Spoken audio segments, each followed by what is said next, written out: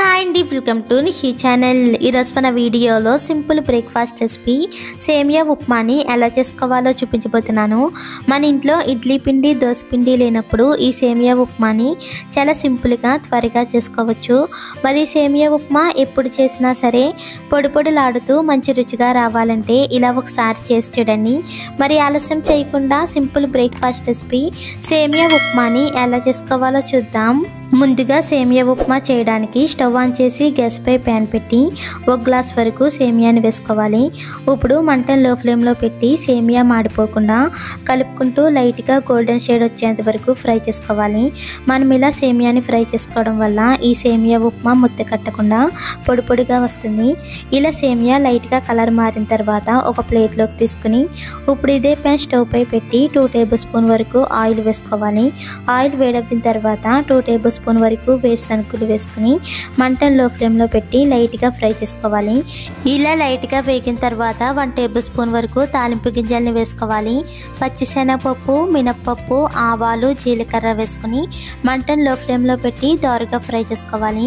ఇవి fry చేసుకునేటప్పుడే 2 table spoon వరకు జీడిపప్పుని కూడా వేసుకుని బాగా ఫ్రై చేసుకోవాలి.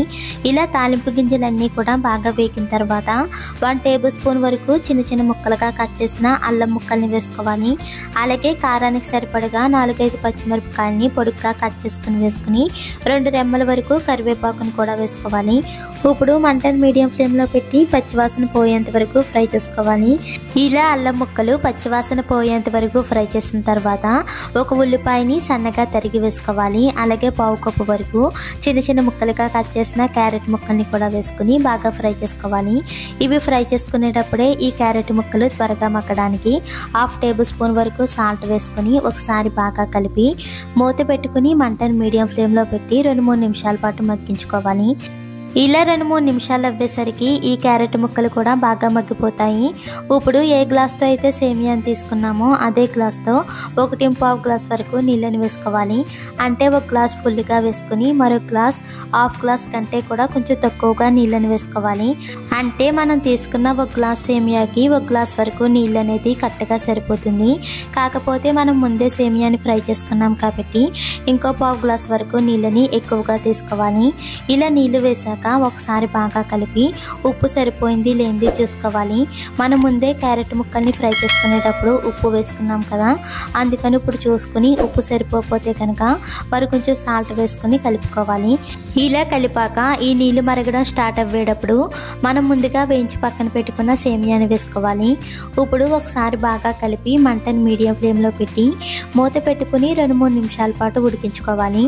ఇలా 2-3 నిమిషాలు అవ్విన తర్వాత మూత తీసి మరొకసారి బాగా కలిపి మంటను లో ఫ్లేమ్లో పెట్టుకుని మరో 4-5 నిమిషాల పాటు బాగా మగ్గించుకోవాలి. ఇలా 4-5 నిమిషాలు అవ్వేసరికి ఈ సేమియా ఉప్మా పొడి పొడిలాడుతూ బాగా ఉడికిపోతుంది. ఇప్పుడు చివరిగా సన్నగా తరిగిన కొత్తిమీర ఆకుని కూడా వేసుకుని ఒకసారి బాగా కలిపి గ్యాస్ ఆఫ్ చేసుకోవాలి. మనకి కావాలంటే 2 టేబుల్ స్పూన్ వరకు నిమ్మరసాన్ని కూడా వేసుకుని కలుపుకోవచ్చు. అంతే, సింపుల్ అండ్ టేస్టీగా మార్నింగ్ బ్రేక్ఫాస్ట్ రెసిపీ సేమియా ఉప్మా అయితే రెడీ అయిపోయింది. ఇలా మన ఇంట్లో పిండి ఏమీ లేనప్పుడు అప్పటికప్పుడు చాలా సింపుల్గా త్వరగా చేసుకోవచ్చు. మీరు కూడా ఒకసారి ఇలా కొలతలతో చేసి చూడండి. ఇలా చేసిన సేమియా ఉప్మా పొడి పొడిలాడుతూ చాలా రుచిగా ఉంటుంది. ఈ రెసిపీ మీకు కూడా నచ్చినట్లయితే ప్లీజ్ లైక్ చేయండి, షేర్ చేయండి, సబ్స్క్రైబ్ చేసి పక్కనే ఉన్న బెల్ బటన్ని క్లిక్ చేయండి. Thank you for watching.